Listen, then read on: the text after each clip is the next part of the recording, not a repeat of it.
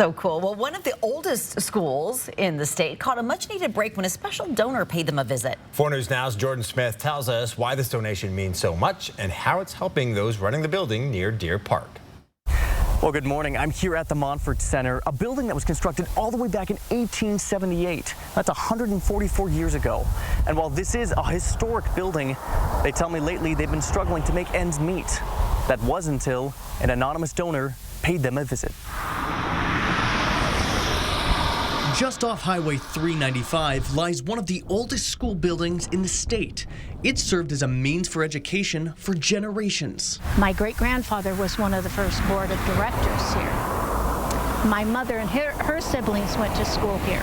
For the better part of a century, this historic building developed the minds of students and served as a place of worship.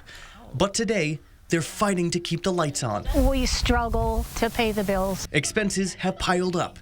The Montfort Center now relies on its members to help keep them afloat. They'll donate items, anything from antiques to luggage to artwork, and the Montfort Center will then do their best to sell those items during a monthly sale. And this is how we keep this old building going. Oftentimes, the foot traffic is light, the COVID-19 pandemic only amplifying their problems. And then one day, an anonymous donor pays them a visit. So we were talking to this gentleman and telling him, yeah, we're kind of struggling. And it was almost like maybe 6 months to a year later. He came back and said, I have something for you. The man returned with a donation.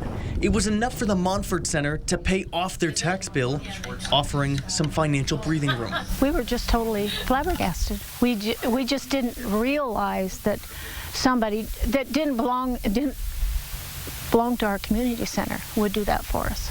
Vonnie says she still gets emotional just thinking about it. I just want to cry every time. I could cry right now. And God bless this donor. God bless him. If he was here right now, what would you tell him? Oh, I'd give him a big hug and tell him thank you. What else more can I say? Just thank you, thank you, thank you. And you can see just how much this donation means to this community, not only in helping keep the lights on in this building, but also in helping preserve its history. Reporting at the Montfort Center this morning, I'm Jordan Smith, 4 News Now. This anonymous donor, what a generous fella. It is such a great old building, and it's in the Agricultural Center north of Spokane. And they've got, you know, dinners there for people. They do weddings, and these gals are wonderful. They just, they all deserve a big hug.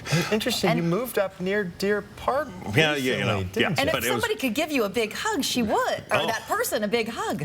Well, you know.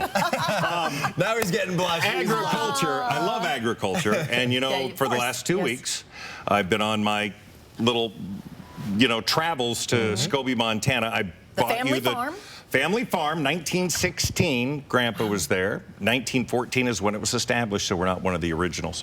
And I brought you some, quote, toothpick holders. Yes. Toothpick holders. Because you always need toothpick Pioneer holders. Town, Scobie, Montana. Oh, cool.